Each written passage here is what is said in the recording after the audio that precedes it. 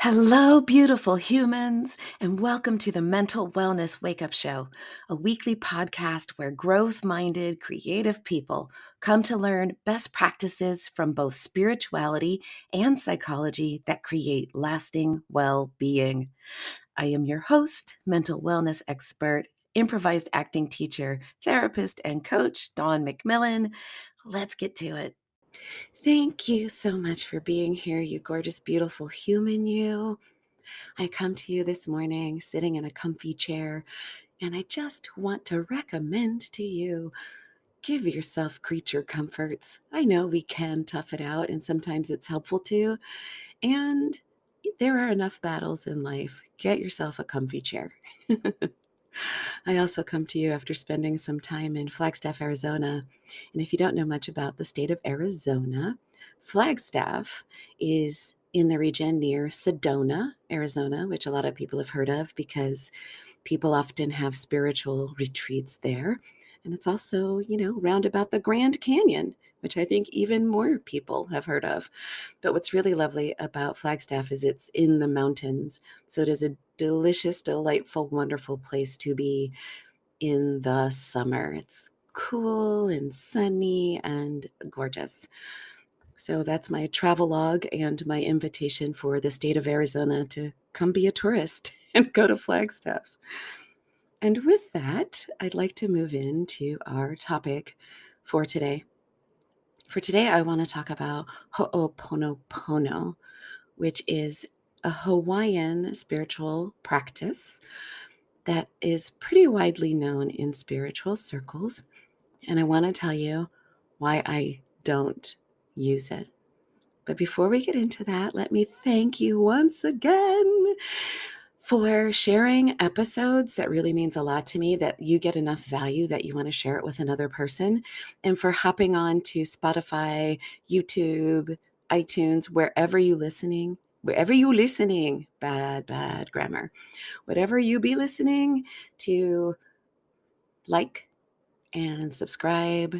And those 5-star reviews mean the world, helps us spread the word, build our community of people who are actively striving to be better humans and help make the world a better place. So thank you, thank you, thank you. For those of you who reached out to me on social media in the last couple of months, my sincerest and humblest of apologies. I have been taking a little bit of a break, and thank you for acknowledging that.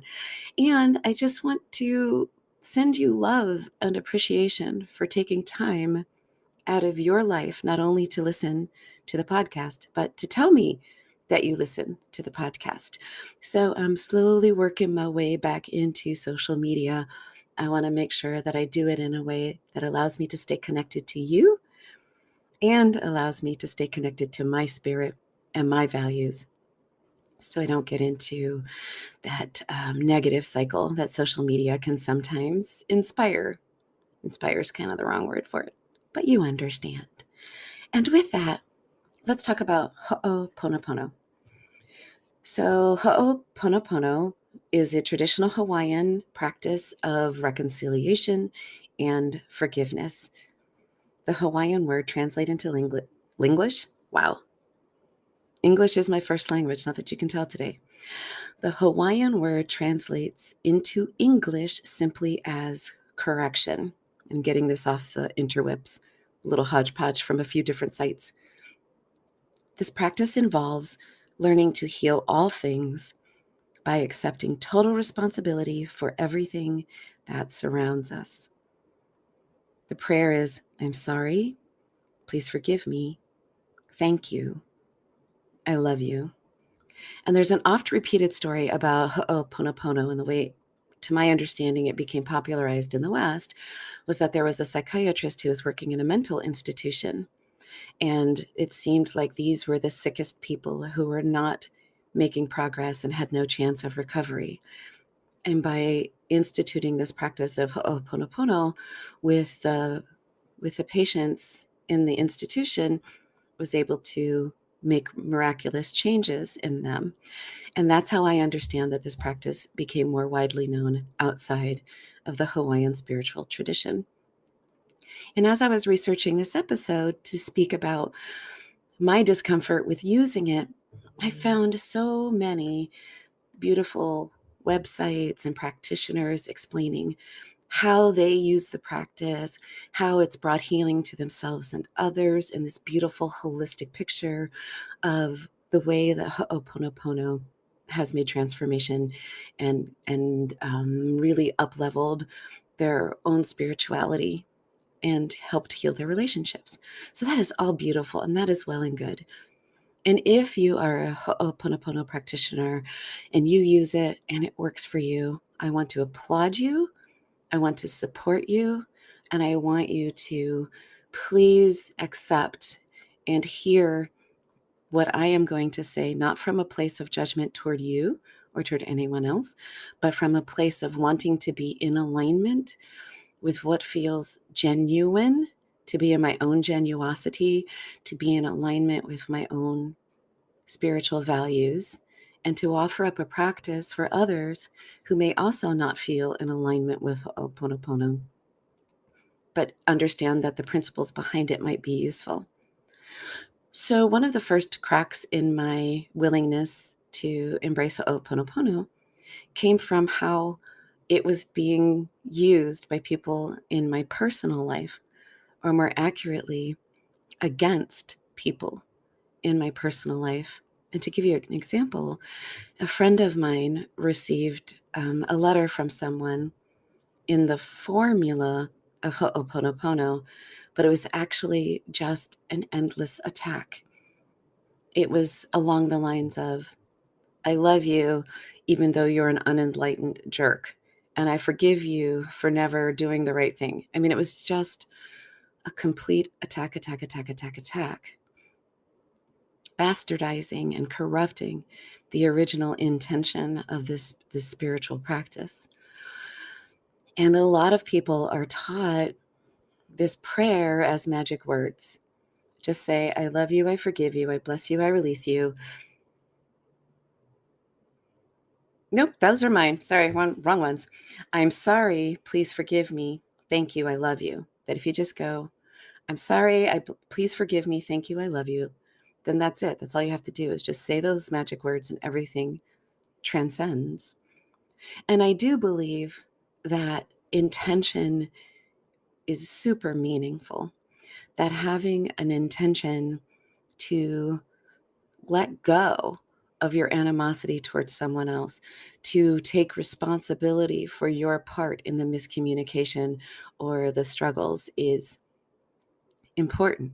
And so if your intention is, I want to heal this rift that I know I have participated in with someone else, even though it may look like I'm the victim here, I'm sorry, please forgive me. Thank you, I love you. I'm sorry, please forgive me. Thank you, I love you. I believe that your sincere embrace of those words and the meanings behind them can be transformational. But as I just mentioned, you can weaponize them, like absolutely anything that you can weaponize them. And so I think it's always important, when getting a shortcut from a spiritual tradition other than your own, that you investigate deeply what is meant by it, how it came to be, how it is taught, how it is used. I believe that that is important to honor the spiritual tradition and to make sure you're not misusing the aspects of that spiritual tradition. The other piece of it, other than it being weaponized or oversimplified, which both of which to me are a form of abuse, is I'm sorry. I am sorry. In metaphysics, and personal development, and any practice that uses affirmation, we say that the words I am are extremely powerful, and that what you put after the words I am is meaningful.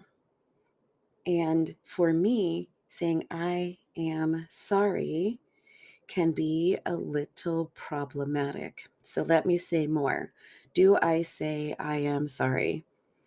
Yes, I do, because it's the socially acceptable way to express sorrow for another person.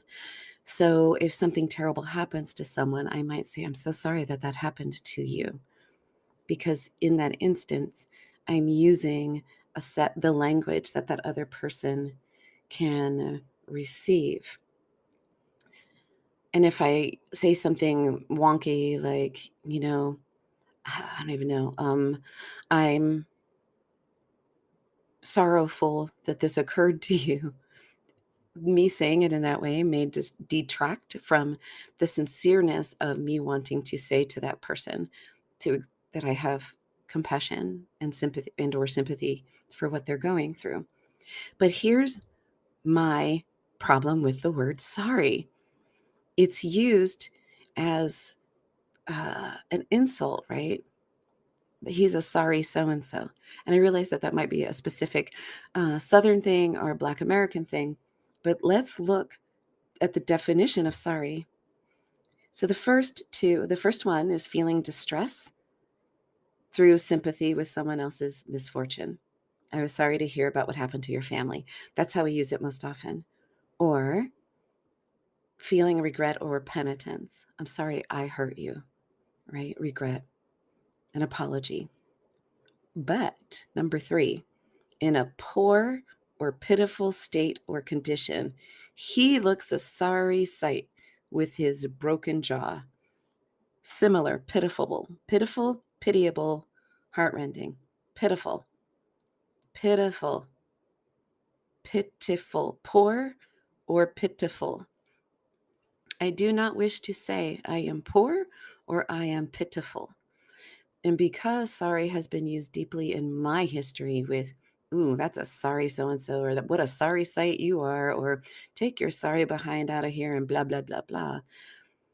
It's kind of loaded. Sorry is a loaded word for me. So in an act of prayer, especially one that doesn't actually involve another person, right? When you're doing Ho'oponopono, you're doing it by yourself as a prayer. I don't want to invoke that other meaning. I don't want to say, I am sorry. I don't want to be pitiful. I don't want to invoke being pitiful. So I don't like to use that phrase. When I used to do Ho'oponopono, the first thing I changed that to was I apologize. I apologize because I don't want to invoke it. So we've got it's being weaponized, it's being oversimplified. And then there's one part of it that just invokes this other meaning. Now, I imagine in the original Hawaiian, it's not a problem. Or maybe it is. I don't know. I don't know the original Hawaiian for this set of prayers. But for me, that muddies the water. And the last piece of it for me is a little bit of cultural appropriation. So Ho'oponopono is part of a larger spiritual tradition. It's just one piece of a larger spiritual tradition. And taking the one piece out of it, to me, it's just itchy. It's just itchy. It's kind of like teaching someone the Lord's Prayer and saying that's all you need from Christianity, or taking Buddhism and say just chant this phrase and that's all you need to know about Buddhism, or saying just say Assalamu alaikum and you're practicing Muslim. It just feels itchy is the word I'm going to use for it. I'm not going to say wrong. I think there's a huge conversation to be had about cultural appropriation versus cultural homage versus sharing from all cultures for the betterment of all people. There's a conversation we can have about that. For me, myself, in this moment, taking this one piece out of Hawaiian culture, which I know very little about, doesn't sit well with me. And again, if you have embraced this practice in a way that feels in alignment with you, I honor you. I honor you. Doesn't feel good in my system. I feel disingenuine when I use it. And in part, it has to do with, oh, here we get a little political, that although Hawaii being a state is codified into American law as of 1959. It is not contested that Hawaii is now a state as of 1959. The circumstances leading up to that could be called an illegal coup involving a sovereign nation. There is a Hawaii independence movement saying that, yeah, Hawaii is a state, but maybe it never should have been because it was a sovereign nation that got colonized. So do with that what you will. But my own sensitivity around cultural appropriation and the question of colonializing a sovereign nation just sort of adds to my personal, is there another way to learn the lesson from this beautiful spiritual tradition and make it my own without co-opting the spiritual tradition in a way that may be disrespectful? Fine print again. I'm not judging you. I'm not even telling you what to do. I'm telling you what I believe and what I think. So I took this beautiful tradition and I, as I accidentally previewed, created another way of having a forgiveness and reconciliation practice that feels in alignment with myself, my spiritual practices, and my culture. It is thus: I love you, I forgive you, I bless you, and I release you. I love you, I forgive you, I bless you, and I release you. So that feels good to me. Those words, for me, have only the one, well, love is a complicated word, but for the most part, there's no itchy, scratchy other meaning that gets evoked when I use those words. So let me dig into this a little bit more, because what you're noticing is Ho'oponopono is about taking responsibility. I'm sorry, please forgive me, are the first two parts of the phrase, where mine are I towards you. And the reason why I do this is because so often any situation that goes awry interpersonally, we often feel that the other person is wrong in some way. The other person is wrong in some way. For example, I may feel like, my coworker is a bully, and so I gossip about them. I feel like they were wrong. They started it.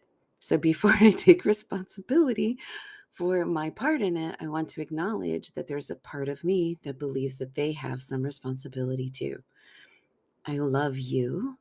I forgive you. I bless you. And I release you. And this also works in those situations where someone else has deeply and profoundly harmed you. This is not about playing the victim. This is acknowledging those places in which we have been victimized. And we are choosing to let go of the past, to let go of holding on to that wound, to let go of holding ill will against that person, because holding on to that is poisoning us. Holding on to the anger, the resentment, and the fury, no matter how justified it may be based on what happened, continues to poison us and ruin our lives. And at a certain point, we may choose to let it go so that we can be free. I love you. I forgive you. I bless you. And I release you. So in practice, what this looks like is I love you. Often, the best I can do is the divine in me loves the divine in you. Like I just can't bring my mouth to shape those words, I love you, to some people. So I do the best I can. The divine in me loves the divine in you. I love you. And then to make this practice whole, I love me. I love you. I love me. The divine in me recognizes itself in me. And this is important because, again, we want to take responsibility for the things that have happened to us, even if we aren't in fact responsible. Because by taking responsibility, we free ourselves to make change. We're not talking about capital T truth. Is it true that I'm responsible for this? I don't know. I don't know. I don't know that it can be known. A lot of spiritual traditions believe so. I'm just saying that if you take on responsibility for everything that happens to you, you find freedom and you're able to make a path forward. So in practice, I love you. I love me. I forgive you. I recognize that a part of you was just doing the best it could under the circumstances. I forgive myself for my participation in being reactive, for holding such ill will against you for so long. I bless you. I send you well wishes that you transcend the parts of you that were so capable of doing such wrong. I bless myself. I give myself well wishes for the future, even though these terrible things have happened in the past. I release you. I release you to your karma, to your grace, to whatever life brings you. I release myself from all of the anger and the resentment and the helplessness and the hopelessness, the fear, the panic, anything and everything to do with this, with you. I release myself. And you can end there. Whatever feels good to mark the ending. My spiritual tradition says, and so it is. So I let it be. You can just say, it is finished. It is done. Whatever works for you. I love you. I love myself. I forgive you. I forgive myself. I bless you. I bless myself. I release you. I release myself. And this practice brings me such peace. And it is me taking responsibility. It's taking responsibility for what I can control. Like I can't control anything about what's going on in that other person, but I can bless them and I can forgive them and I can release them and I can bless me and I can forgive me and I can release me and I can surround the whole thing in love because that happens inside my own mind, body, spirit. That I can do. That I can do.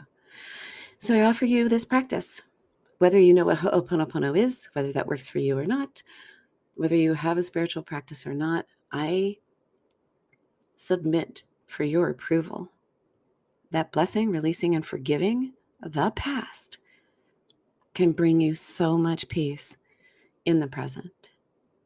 And peace in the present sets you up for peace and joy in the future.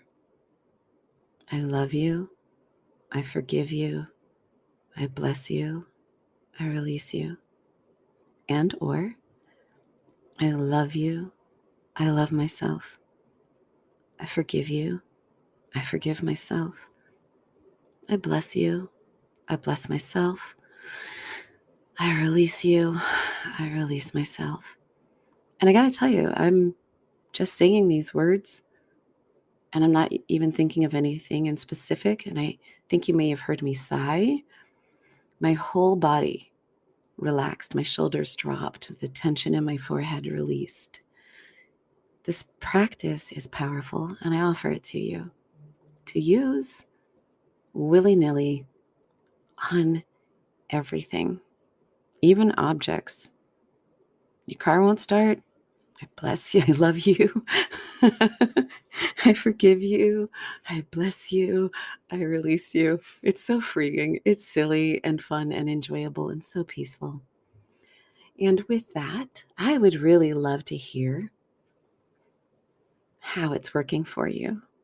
And please love me, forgive me, bless me, and release me if it takes me a minute to get back to you as I re-engage with social media. Yeah, reach out to me. I am the Dawn McMillan on most of the socials.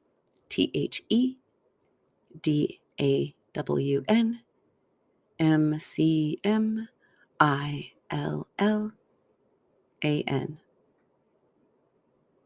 And with that, I know this one went a little long. I hope you will forgive me for that. Can I please remind you what an amazing being you are? Look at all the things you've lived through. Look at all the cool things you've done. You're like, wait, I haven't done anything cool. Yeah, you have. Yes, you have. You are amazing. You are whole. You are perfect and you are complete exactly as you are. And you are free to grow and to change. And whether you do or not, you are worthy. You are deserving.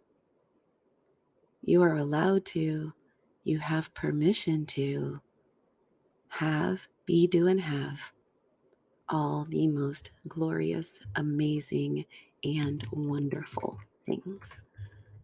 Until next time, thanks for listening.